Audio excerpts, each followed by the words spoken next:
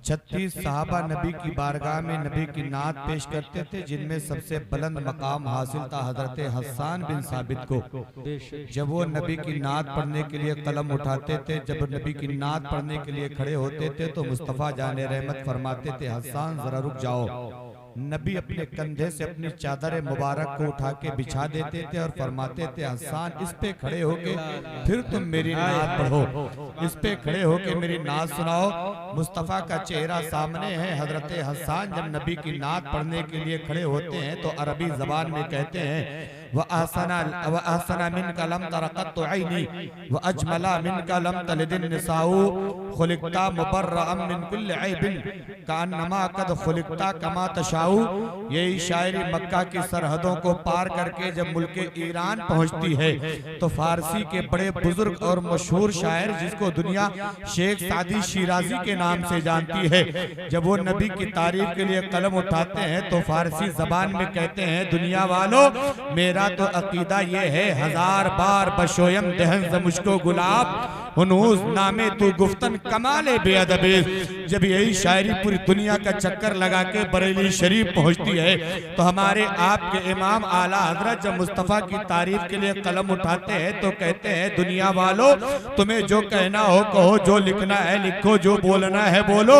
लेकिन एक सुन्नी रज़वी बरेलवी जब अपने नबी की तारीफ करता है तो मोहल्ला सौदागरान की टूटी हुई चटाई पे बैठ के जब मुस्तफ़ा की तारीफ के लिए कलम उठाता है तो कहता है, दुनिया वालों हम सुन्नियों का अकीदा सुनो, सबसे आला वो औला हमारा नबी, सबसे बाला वो वाला हमारा नबी, अपने मौला का प्यारा हमारा नबी, दोनों आलम का दूल्हा हमारा नबी, सब चमक वाले उजलों में चमका किए अंधे शीशों में चमका हमारा नबी, करनो बदली रसूलों की होती रही, चांद बदली का निकला हमारा नबी, खल्क से औलिया, औलिया से रसूल, सब रसूलों से आला हमारा नबी, सारे अच्छों में अच्छा समझिए जिसे, इस अच्छे से अच्छा हमारा नबी, सारे ऊंचों में ऊंचा समझिए जिसे, इस ऊंचे से ऊंचा हमारा नबी।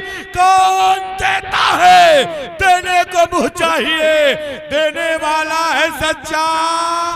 जोर से पूरा मजमा बोले, देने वाला है सच्चा हमारा नबी। गमज़दों को रज़ा मुज़दा दीजिए कि है बेकसों का सहारा हमारा नबी। अगर वो सच में आपका नबी है तो पूरा मजमा बोले, बेकसों का सहारा हमारा नबी, हमारा नबी। अल्लाह का वली जो होता है, जो अल्लाह का बरगुज़ीदा बंदा होता है, वो अल्लाह का बहुत मुत्तकी और परहेजगार होता है। वली वही होता है जिसमें अल्लाह ताला परहेजगारी अता फरमाता है। दुनिया में कोई वली उसको विलायत तब तक मिल नहीं सकती जब तक वो शरीयत का आमिल नहीं हो जाता। ये बिल्कुल मुसल्लमा हकीकत है। हजरत जुनैद बगदादी फरमाते, अगर किसी को तुम देखो हवाओं में उड़ रहा है या फिर देखो कि जमीन पे चल रहा है तो उसके कदम जमीन पे नहीं पड़ रहे, उसको वली मत मानना अगर उसका कोई एक काम शरीयत के खिलाफ हो जाए। वो वली कहलाने का हकदार ही नहीं है। आज हम जिसकी महफिल में आए, उस गौसे आजम की शान ये है ना, जिस तरह मुस्तफा जाने रहमत पैदा नबी बना के पैदा किए गए, इसी तरह गौसे आजम को अल्लाह ने वली बना के पैदा फरमाया। बाद में विलायत नहीं मिली, वली बना के पैदा किए। जिस तरह नबूवत मुस्तफा जाने रहमत पे खत्म हो गई, उस तरह हजरत इमाम महदी से पहले गौसियत गौसे आजम पे खत्म हो गई। ना मुस्तफा जाने रहमत के बाद कोई दूसरा नबी दुनिया में आएगा, ना हजरत इमाम महदी से पहले गौसे आजम के बाद बीच में कोई गौसे आजम के मनसब पे फाइज किया जाएगा। तभी आला हजरत फरमाते, जो वली कब्ल हुए, बाद हुए या होंगे, सब अदब रखते हैं दिल में मेरे वाला तेरा। इसलिए गौसे आजम की महफिल में आए, कोई आपको देखे ना देखे वो देख रहे हैं, कोई आपको समझे ना समझे वो समझ रहे हैं। बस एक छोटी सी बात 11वीं आप मनाते हैं, अल्लाह जितनी तौफीक दे आप गौसे आजम की 11वीं मनाएं, लेकिन 11वीं में आपको गोला के विधायक जी याद रहते हैं, 11वीं में आपको लखीमपुर के MLC साहब याद रहते हैं, लेकिन 11वीं में हैदराबाद का वो गरीब मुसलमान तुम्हें याद नहीं रहता, हैदराबाद का वो पड़ोसी तुम्हें याद नहीं रहता। तुम 11वीं में प्रधान को बुलाना नहीं भूलते, तुम 11वीं में MP MLA को बुलाना नहीं भूलते, तुम 11वीं में अपने गांव के सेठ लोगों को बुलाना नहीं भूलते। अगर तुम भूलते हो तो अपने पड़ोस के मुसलमान को भूल जाते हो, अगर तुम भूलते हो तो अपने सगे भाई को भूल जाते हो, अगर तुम भूलते हो तो मस्जिदों के इमाम को भूल जाते हो, अगर तुम भूलते हो तो मदरसे के तलबा को भूल जाते हो। याद रखो मेरे भाई, ऐसी 11वीं तुम्हारे मुंह पे मारी जाएगी जिसमें सिर्फ रियाकारी होती है। एक नहीं 1000 बकरे तुम काट डालो, एक नहीं 1000 लोगों की दावतें कर डालो, अगर उस 11वीं में खुलूस नहीं है तो अल्लाह इस तुम्हारी 11वीं को कभी कबूल नहीं फरमा सकता है। 11वीं करना है तो गौसे आजम की मोहब्बत में करो। और याद रखो 11वीं के लिए बकरा होना जरूरी नहीं है, 11वीं के लिए मुर्गा होना जरूरी नहीं है।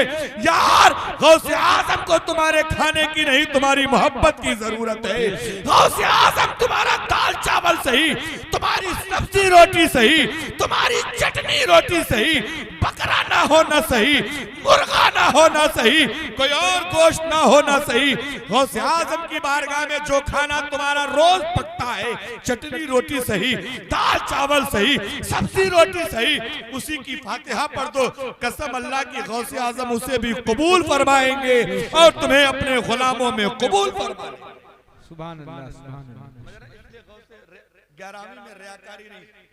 अब एक छोटी सी बात बता दूं, उसके बाद मेरी गुफ्तगू खत्म। 11वीं मनाने का फायदा क्या है?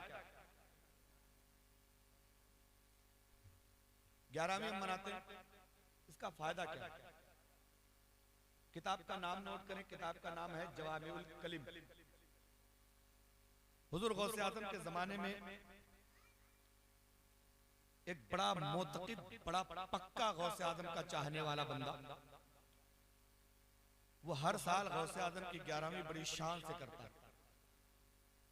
मैं एक सच बात बताऊं, एक जलसा में 11वीं शरीफ का तकरीबन 14 साल से कर रहा हूं, और वो बंदा हर साल जलसा करता है, तकरीबन हर साल 1.5 करोड़ रुपए की प्रॉपर्टी खरीदता है। 11वीं का फायदा बताऊं मैं तुम्हें, ये मेरी नजरों की देखी बात बता रहा हूं। उस जलसे को तकरीबन मैं 14 साल से कर रहा हूं। हर साल अल्लाह उसके माल में, उसकी तरक्की में, उसकी तमाम चीजों में इजाफा फरमा रहा है। अब वो बंदा हर 11वीं शरीफ में बड़ी शान और शौकत के साथ गौसे आजम की 11वीं करता है। एक दिन वो अपनी बीवी के पास आया और कहने लगा, मोहतरमा एक बात बताओ, मैं गौसे आजम की 11वीं बड़े तुझको एहतशाम के साथ करता हूं, बड़ी खुलूस और मोहब्बत और लगन के साथ करता हूं, अगर किसी साल 11वीं के दिन मेरा इंतकाल हो जाए तो तुम क्या करोगे? उसने अपनी बीवी से सवाल किया, अगर 11वीं के दिन मैं मर जाऊं तो क्या करोगी? बीवी की आंखों में आंसू आ गए, कहने लगे, हुजूर कैसी बातें कर रहे हैं आप, खुदा ना करे ऐसा हो, मैं नहीं चाहती कि मैं बेवा हो जाऊं, लेकिन उस गौसे आजम के बड़े खास बंदे ने कहा, नहीं बताओ तो सही तुम क्या करोगी, आखिर क्या इरादा है तुम्हारा? बीवी रोते हुए कहती, जो दुनिया करती है वही मैं करूंगी, आपके जनाजे का इंतजाम करवाऊंगी, आपके मरने की लोगों में खबर भिजवाऊंगी, आपके कफन दफन का इंतजाम किया जाएगा। लेकिन आओ जरा देखो मेरे भाई, 11वीं तुम करते हो, 11वीं उस बंदे ने भी किया था। कहता, नाना खबरदार, कान खोल के सुन लो, अगर 11वीं के दिन मेरा इंतकाल हो जाए तो मेरे जनाजे को घर में छुपा देना, पहले गौसे आजम की 11वीं मना लेना, पहले गौसे आजम की फातिहा कर लेना, खाना खिलाने के बाद फिर मेरे कफन दफन का इंतजाम। अल्लाह या रसूल अल्लाह, जिंदाबाद जिंदाबाद, अल्लाह सुभान अल्लाह। ए बेटा, ए लड़कियों, तुम जाओ अपनी बिरादरी में, उठो यहां से, उठो वहां जाओ, तुम इधर सूट वो मैचिंग हो ही नहीं सकती। जाओ जाओ तुम लोग सब उधर निकलो, उधर जाओ, अपने कबीले में जाओ, अपने कुंबे में जाओ।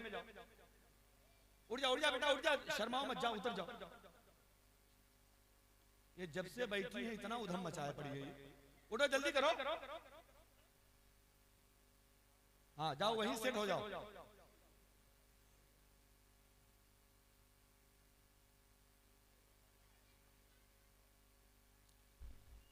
तवज्जो जरा जोर से कहते हैं सुभान अल्लाह। सुभान अल्लाह। इन बच्चों की भी गलती नहीं है क्योंकि बड़े पहले आते नहीं है। जी जी। और बच्चे बेचारे यही तो जलसा शुरू करवाते हैं। सही बात। जलसा असल शुरू यही करवाते हैं, अगरचे वक्त आते आते ये शहीद होते चले जाते हैं, लेकिन जलसा शुरू ही नहीं होता। अब तवज्जो करना, उसने कहा खबरदार अगर 11वीं के दिन मेरा इंतकाल हो जाए तो मेरे जनाजे को छुपा देना, पहले गौसे आजम की 11वीं मना लेना। खुदा का करम देके, उसकी मशीयत देके, उसकी मर्जी देके आने वाले साल 11वीं के दिन ही बंदे का इंतकाल हो गया, अल्लाह दुनिया से चला गया। एक तरफ तो बीवी रो रही कि मैं बेवा हो गई, बीवी रो रही है कि मेरा सर का ताज चला गया, बीवी रो रही है कि मेरा सहारा चला गया, लेकिन दूसरी तरफ बीवी के दिमाग में शौहर की वो बात बार बार घूम रही है कि शौहर ने मुझे कहा था अगर 11वीं के दिन मेरा इंतकाल हो जाए मेरा जनाजा घर में छुपा देना, पहले गौसे आजम की 11वीं मना लेना। बीवी ने यह फैसला किया है, अपने आंचल से अपने आंसू पोंछे और कहती चलो अब शौहर तो चले गए, कम से कम जाते जाते इनकी तमन्ना पूरी कर दी जाए, जाते जाते इनकी वसीयत पे अमल कर लिया जाए। जनाजे को घर में छुपा दिया गया है, खाना बनाने में लग गई है। गौसे आजम की 11वीं का खाना तैयार हो गया, गौसे आजम की फातिहा दे दी गई है, लोगों को खाने के लिए बुलाया गया, लोग आते रहे जाते रहे खाते रहे, आखिर ये खाने का सिलसिला चल रहा है, लंगर गौसिया लोग खा खा के जा रहे हैं। अब औरत का बयान है, एक वक्त ऐसा आता है कि एक दस्तरखान पे एक आने वाला कोई ऐसा बंदा आया जिसको आज तक मैंने देखा नहीं था, मैंने इसको बुलाया नहीं था, मैंने उनकी दावत भी नहीं करी थी, मैं उनको पहचानती भी नहीं थी। दस्तरखान पे आके बैठे, बैठने के बाद कहते हैं खाना लाओ। औरत का बयान है खाना निकाल के दे दिया गया है, दुनिया आई खा के चली गई, किसी ने मेरे घर का हाल नहीं पूछा, लेकिन आने वाला बंदा जो आया है वो कहता भाई मेहमान तो आ गए हैं, घर का मेजबान कहाँ है, जरा मेजबान को बुलाओ हमारे साथ खाना खाएगा। अल्लाह।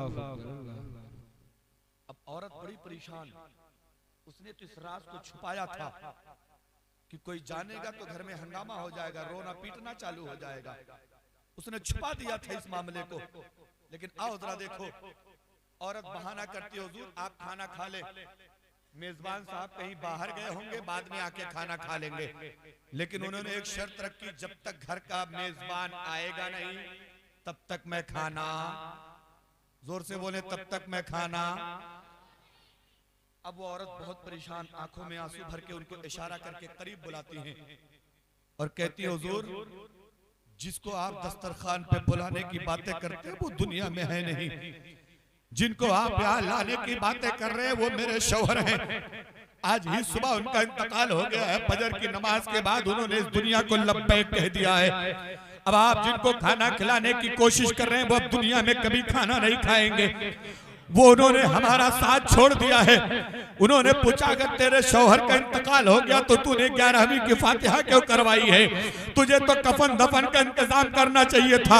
औरत ने अपने आंसू को जब्त करते हुए कहा है हुजूर ये मेरे शौहर की आखिरी वसीयत थी, अगर मेरा इंतकाल 11वीं के दिन हो जाए मेरे जनाजे को घर में छुपा देना, पहले गौसे आजम की 11वीं मना लेना, इसलिए मेरे शौहर का जनाजा घर में पड़ा है, मैं गौसे आजम की 11वीं मना रही हूँ। आने वाला बंदा कहता हो मेरी खातून चला चल के दिखा तो सही वो जनाजा रखा कहाँ है।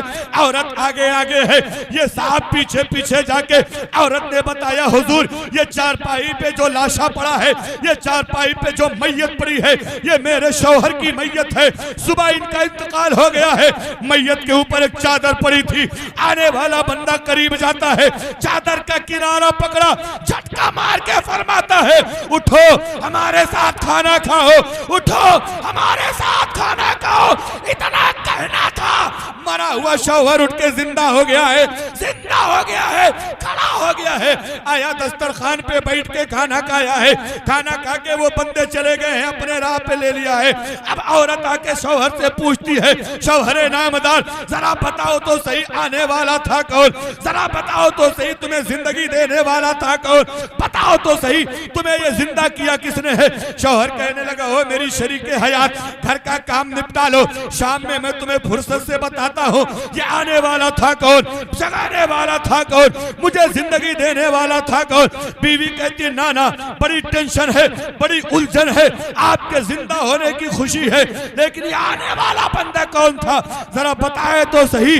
अब बीवी को शौहर ने गले से लगाया है, पेशानी को चूमा है और कहते हैं मेरी अहलिया क्या तुझे पता नहीं है यही तो 11वीं वाले बाबा गौसे आज़म है जिनकी तू फातिहा कर रही है, जिनकी तू 11वीं बना रही है। सुभान अल्लाह, सुभान अल्लाह। नारे तकबीर, नारे रिसालत, जश्न सरकारे गौसे आज़म, मसलके आला हजरत। सुभान अल्लाह। अब कहने का मकसद ये सुने जरा, जब गौसे आज़म अपने फातिहे की बरकत से मुर्दे को जिंदगी अता कर सकते हैं तो क्या हम गरीबों की गुर्बत को दूर नहीं कर सकते हैं? क्या हम बीमारों को शिफा नहीं अता कर सकते हैं? क्या हमारी परेशानियों को दूर नहीं कर सकते हैं? शर्त यह है कि उनकी वाली करो, उनके तरीके से करो। शर्त यह है कि गौसे आज़म वाली करो। अब चलते चलाते बात बीमारी की आई है तो एक छोटी सी करामत गौसे आज़म की सुन ले, बस गुफ्तगू खत्म हो जाती है। गौसे आज़म की बारगाह में एक बंदा आया, उसकी माँ 12 साल से बीमार। कितने दिनों से? जोर से बोलो। 12 साल से बीमार, बिस्तर पे पड़ी है, उठ नहीं पा रही है, चल नहीं पा रही है, खा नहीं पा रही है। एक लड़का इकलौता इलाज कराते कराते थक गया, हार मान गया कि अब माँ ठीक नहीं होगी, मर जाएगी, न मौत आ रही है न चल पा रही है। एक दिन एक बंदा बगदाद में मिला कि जाओ चले जाओ तुम अब्दुल कादिर जिलानी एक बहुत बड़े बाबा हैं उनके पास चले जाओ, हो सकता है तुम्हारी माँ ठीक हो जाए। वो कहने लगा ये आबा बाबा के बस की बात नहीं है, मैंने दुनिया के बड़े बड़े हकीमों को, बाबाओं को, डॉक्टरों को, सर्जनों को दिखा लिया है, माँ ठीक नहीं हुई, ये बाबा के बस की बात नहीं है। लेकिन उस बंदे ने कहा मेरे लाल चला जा, न तेरा पैसा लगेगा न रुपया लगेगा, कुछ लगेगा नहीं, हो सकता है अल्लाह का करम हो जाए। मरता क्या ना करता बेटा अपनी माँ की सेहत के लिए, अपनी माँ की बीमारी के लिए गौसे आज़म के कदमों में हाजिर हो गया। हाजिर होके कहता है हुजूर माँ है 12 साल से बीमार है, बिस्तर से उठ नहीं पा रही है, चल नहीं पा रही है, कोई इलाज कर दे माँ ठीक हो जाए। गौसे आज़म फरमाते जा तेरी माँ ठीक हो जाए। क्या फरमाया? जा तेरी माँ ठीक हो जाएगी। कहने लगा हजरत सारे डॉक्टरों ने, सारे हकीमों ने, सारे सर्जनों ने जहां जहां दिखाया सबने यही कहा है ठीक हो जाएगी, सबने यही कहा है ठीक हो जाएगी। लेकिन आज आप मुझे वक्त बताइए कितने दिन में ठीक हो जाएगी। ऐसे नहीं मानूंगा, मुझे टाइम दीजिए कितने दिन में माँ ठीक हो जाएगी। हजरत 12 साल से बीमार है, न खाया है, न पिया है, न उठ पा रही है, न चल पा रही है। 12 साल से बीमार है, कम से कम 12 महीना तो लग ही जाएगा। गौसे आज़म फरमाते में 12 महीना छोड़ 12 हफ्ता नहीं लगेगा। मोहब्बत से कह दो सुभान अल्लाह, 12 हफ्ता नहीं लगेगा तेरी माँ ठीक हो जाएगी। वो कहने लगा हजरत कैसी बातें कर रहे, 12 साल से माँ बीमार है, आप कह रहे 12 हफ्ता नहीं लगेगा। गौसे आज़म मुस्कुरा के फरमाते अच्छा चल 12 हफ्ता भी छोड़, 12 दिन नहीं लगेगा। अल्लाह अल्लाह अल्लाह। और आपको सुभान अल्लाह बोलने में 2023 आ जाएगा, जरा जोर से कहते हैं सुभान अल्लाह। 12 दिन नहीं लगेगा। सुभान अल्लाह। वो कहने लगा हजरत मेरे ऊपर रहम करें, मेरे ऊपर तरस खाएं, मैं बहुत परेशान हूँ, मेरे सब्र का इम्तिहान ना ले, मेरे जज्बात का मजाक ना उड़ाएं। माँ 12 साल से बीमार है, आप कह रहे हैं 12 दिन नहीं लगेगा। गौसे आज़म मुस्कुरा के फरमाते अच्छा चल 12 दिन भी छोड़, 12 घंटा नहीं लगेगा। अल्लाह अल्लाह। अब वो बहुत परेशान कहने लगा हजरत कैसी बातें कर रहे हैं, माँ 12 साल से बीमार है, आप कह रहे हैं 12 घंटा नहीं लगेगा। गौसे आज़म मुस्कुरा के फरमाते अच्छा चल 12 घंटा भी छोड़, 12 मिनट नहीं लगेगा। अल्लाह। अब वो उसकी उलझन बढ़ती जा रही है, हजरत तो कम ही करते चले जा रहे हैं। 12 साल की बीमार है, कह रहे हैं 12 मिनट नहीं लगेगा। गौसे आज़म कहते अच्छा चल ये भी बहुत ज्यादा है, तेरी माँ को ठीक होने में 12 सेकंड नहीं लगेगा। अब कहने लगा हजरत जल्दी से नुस्खा बताओ, सेकंड से नीचे तो कुछ होता ही नहीं है, जल्दी से बताओ करना क्या पड़ा, माँ ठीक कैसे होगी, कोई तावीज है, कोई गंडा है, कोई पानी है, कोई कुछ है, क्या करना पड़ा। गौसे आजम फरमाते हैं अब्दुल कादिर की बारगाह में न तावीज चलता है, न गंडा है, न पानी है, न जाफरान है, कुछ नहीं, जाओ तुम्हारी माँ ठीक हो जाएगी। कहने लगा हजरत ठीक होगी कैसे, कोई तो सबब बताए, कोई तो तरीका बताए। गौसे आजम फरमाते दौड़ के अपने घर चला जा, अपनी माँ को उठा के बैठा ले, माँ को सीने से लगाना, माँ के कान में सिर्फ इतना कहना जल्दी से भाग जाओ मुझे अब्दुल कादिर ने भेजा है, जल्दी से भाग जा मुझे गौसे आजम ने भेजा है, जल्दी से भाग जा मुझे बड़े पीर ने भेजा है। लड़के ने दौड़ लगाई है, माँ के कदमों में हाजिर हुआ, कहने लगा अम्मा आज बड़ा अच्छा नुस्खा लेकर आया हूँ। माँ कहने लगी बेटा ला, कौन सा टेबलेट है, कौन सा कैप्सूल है, कौन सा सिरप है, कौन सा माजून है, कौन सा तावीज है, कौन सा गंडा है, कौन सा तेल लाया है, ला जरा ला बता मुझे क्या करना है। बेटा कहने लगा अम्मा न कैप्सूल है, न टेबलेट है, न माजून है, न सिरप है, न दवा है, न कोई गंडा तावीज है। माँ कहने लगी फिर है क्या। माँ को इशारे से उठा के बैठाया, सीने से लगाया, माँ के कान में कहता है जल्दी से भाग जाओ मुझे अब्दुल कादिर ने भेजा है, मुझे गौसे आजम ने भेजा है। कसम परवरदिगार की इतना कहना था, 12 साल से जो बीमार माँ पड़ी थी उठ के खड़ी हो गई है, बच्चे को सीने से लगाया और कहती है मेरे लाल हमें जिसके नाम में इतना दम है उसकी पूरी जात में कितना दम होगा, उसके पूरे वजूद में कितना दम। बेशक बेशक सुभान अल्लाह सुभान अल्लाह जिंदाबाद जिंदाबाद। अब तवज्जो करें, माँ ठीक हो गई सुभान अल्लाह। लेकिन एक सवाल करती है बेटा एक बात तो बता, जिसके नाम से मुझे शिफा मिली है, चल जरा उसकी ज़ियारत तो करा दे, अल्लाह चल जरा उसको देख तो ले। बेटे को लेके माँ चली गई गौसे आजम की बारगाह में, कदमों में गिर गए, कहने लगे हुजूर जब शिफा आपने दे ही दी है तो फिर कदमों में अपने गिरा के हमें अपना मुरीद भी बना लिया। सुभान अल्लाह। गौसे आजम का किस सिलसिले में दाखिल हो गए, मुरीद हो गए, अब चलने लगी ना तो बेटे से कह रहे बेटा जरा पूछ हजरत से बीमारी कौन सी थी, अल्लाह ये तो पता चले 12 साल से ठीक तो मैं हो गई, लेकिन ये तो पता कर हजरत से बीमारी कौन सी थी। लड़का गया, कहने लगा हजरत अम्मा पूछ रही बीमारी कौन सी थी। गौसे आजम कहते हैं बीमारी थी ही नहीं। अब वो बड़ी हैरत में सर पकड़ के बैठ गया, हाय रे बप्पा बीमारी थी नहीं तो 12 साल से कोई 6 महीने का कोर्स, कोई साल भर का कोर्स, कोई 3 महीने का कोर्स, कोई 2 महीने का कोर्स, दवाओं से पूरा घर मेडिकल स्टोर बन गया और ये हजरत कह रहे हैं बीमारी थी ही नहीं।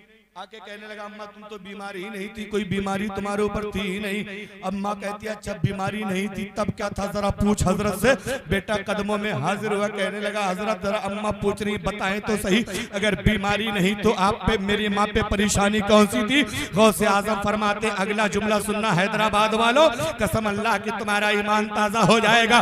गौसे आजम फरमाते हैं सुनो सुनो, तुम्हारी माँ को कोई बीमारी नहीं थी बल्कि एक जिन्नात जादू तुम्हारी माँ को 12 साल से सता रहा था, 12 साल से परेशान कर रहा था। आज तुमने अपनी माँ के कान में मेरा नाम ले लिया है, अब वो जिंदगी भर कभी तेरे माँ के करीब नहीं आएगा, कभी तेरी माँ के करीब नहीं आएगा।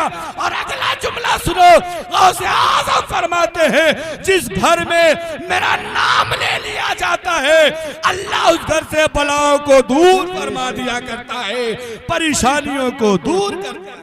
सुभान अल्लाह सुभान अल्लाह। लो मेरे भाई 11वीं मनाओ लेकिन दिखावा मत करो, रियाकारी मत करो। कोई सी रियाकारी वाली इबादत अल्लाह की बारगाह में कबूल नहीं। अच्छा यहाँ आस पड़ोस में कोई मजार शरीफ है कि नहीं है? आप अपनी बहन बेटियों को लेके देग ओग लेके लहसुन मिर्चा प्याज धनिया सब लेके जाते होंगे ना वहाँ बाबा क्या बकरा काटने जाते होंगे ना। हाँ सुन्नी है तो इसमें कहाँ पीछे रहेगा। लेकिन एक बात सुनो, तुम्हें मालूम है कि जो खून तुमने ले जाके मजार के आसपास गिराया वो नापाक है। तुम्हें मालूम है कि जो ओजड़ी और जो गोबर और लीद तुमने ले जाके मजार के आसपास गिराई वो नापाक है। तुम्हें मालूम है कि जो गंदगी तुमने वहां फैलाई वो गुनाह है। कब सुधरेंगे हम यार? आपको बकरा काटना है, मुर्गा काटना है, जो भी मन्नत पूरी करनी है घर में करो, यहीं से बैठे बैठे उनके नाम से दुनिया में चाहे जहां वो बाबा रहते हो, उनके नाम से घर में फातिहा करो, अल्लाह तुम्हारी मन्नतें पूरी फरमा देगा। अच्छा, करीब वाले बाबा है तो ट्राली लाद लिया, पिकअप लाद लिया, लेके लकड़ी डेगची तमाम अगड़म बगड़म लेके पहुंच गए। फिर 11वीं कराने के लिए बगदाद क्यों नहीं जाते हो? जाना तो चाहिए, नहीं जाना चाहिए यार, उनसे बड़ा पीर कौन है? लेकिन हम ये गलत रवाज को खत्म करें। औरतों को लेके जाते हैं, आला हजरत से किसी ने सवाल किया, हजरत औरत मजार पे जाती है तो कितना सवाब पाती है? आला हजरत बिगड़ गए, फरमाते तो सवाब की बात करता है, ये पूछ जब वो घर से निकली है जब तक वापस नहीं आई, अल्लाह और उसके फरिश्तों ने कितनी लानत बरसाई है उस पर। और हम तो पूरा मेकअप करा के ले जाते हैं। हाँ, लाली लगाती है, लग रहा पहरुआ से लगाया। हाँ, हम लेके जाते हैं हम, और वो मुजाविर उन पे हाथ रखता है। इनको गैरत नहीं जाती, इनकी बीवियों को मुजाविर गर्दन पकड़ के झुका देता है मजार पे, और चादर रख के कहता बाबा इनको ये दे दो। बाबा बाबा अगर तेरी इतनी सुनते तो तुझे पहले दे दिए होते, तुझे नहीं मिला आज तक, तेरे कहने से हमें मिल जाएगा। एक वक्त की नमाज तू नहीं पढ़ता, रोजे तू नहीं रहता, रमजान में भकर भकर खाता घूमता है जालिम, और कह रहा है कि बाबा इनको ये दे दो। है बाबा नहीं जानते हम क्या मांगने आए, बाबा को नहीं मालूम हम क्या उनसे सवाल करने आए। लेकिन ये हमारी नादानी देखो, घर में कुरान कभी नहीं पढ़ेगी, बाबा के यहाँ मन्नत हर जुमेरात उतारने जाएगी। और सुने एक आखिरी बात, हम ये चादर खरीदते ना दुकानों से, गाजी सरकार के यहाँ जाते हैं, आप देवा शरीफ जाते हैं, साबिर पाक के यहाँ जाते हैं, हर मज़ारों का तकरीबन एक जैसा हाल है, इल्ला माशाअल्लाह चंद जगहें हैं जहाँ की क़यादत उलमा फरमा रहे हैं, उन मज़ारों के हाल ठीक ठाक है। जैसे महाराजा शरीफ चले जाइए, बरेली शरीफ चले जाइए, मसूरी शरीफ चले जाइए, जहाँ की क़यादत उलमा फरमा रहे हैं, उन मज़ारों का हाल ठीक है। ये चादर आपने खरीदी 200 की, मज़ार पे लाया आपने, उड़ाए ना, तुम निकल के अभी गेट पार नहीं कर पाते हो, ये चादर तुमसे पहले आके दुकान पे फिर टंग जाती है। क्या बोलो, ये सच्चाई नहीं है? ये पूछो, ये रोज फातिहा पढ़ते हैं मज़ारों पे। ये चादर तुम वापस नहीं जा पाते, ये चादर वापस दुकान पे आ जाती है। ओ मेरे भाई, तुम्हारी चादर का नतीजा क्या निकला? आला हजरत फरमाते कब्र पे एक चादर जब तक पुरानी ना हो जाए, बोसीदा ना हो, दूसरी ना डाली जाए। लेकिन हम थोक लगा देते हैं, इधर का आदमी उधर दिखाई नहीं पड़ता, इतनी चादरें हम करते हैं। एक छोटी सी बात कह के मैं गुजरना चाहता हूँ, इन चादरों से उस मजार वाले को तो कोई फायदा नहीं मिलेगा, दुकान वाले को जरूर मिल जाएगा। ए मेरा भाई, अगर तू ये चाहता है तेरी चादर का सही इस्तेमाल हो जाए तो चादर मजार पे लेके मत जा, चादर खरीद ले, अपने पड़ोस के गरीब बेटी का दुपट्टा लेके चला जा, अपने पड़ोस की गरीब औरत को एक शाल लेके दे दे। कसम परवरदिगार की, जब तक वो बेटी दुपट्टा ओढ़ेगी, अल्लाह तेरे खाते में सवाब ही सवाब अता फरमाता रहे। सुभान अल्लाह। उस चादर की जरूरत गाजी सरकार को नहीं है, तेरी चादर की जरूरत वारिस पाक मखदूम पाक को नहीं है। हाँ, अगर चढ़ाने का ज्यादा ही शौक है तो फूल की चादर ले जाओ, फूल चढ़ा दो, लेकिन तुम तो चादरें चढ़ा रहे हो मेरे भाई। उन चादर ये अभी ऐसा नहीं कि हैदराबाद में कोई गरीब नहीं होगा, बहुत सारे ऐसे लोग हैं ना, ठंड में वो माएँ कांप रही होंगी, ठंड में वो गरीब बेटी ठिठुर रही होगी ठंड से। हमें इतनी तौफीक नहीं हुई कि हम जरा 2 शाल खरीद लाएं 200-200 रुपए की, और उस गरीब बेटी को उड़ा के और उससे कह दे मेरी बेटी, जब तक तेरा भाई पड़ोसी जिंदा है तब तक तुझे फिक्र करने की जरूरत ही नहीं। कहा हमने? नहीं कहा हमने। हमारी जैकेट पुरानी नहीं हो पाई, हमने दूसरी खरीद ली। हमारा स्वेटर पुराना नहीं हो पाया, हमने दूसरा खरीद लिया।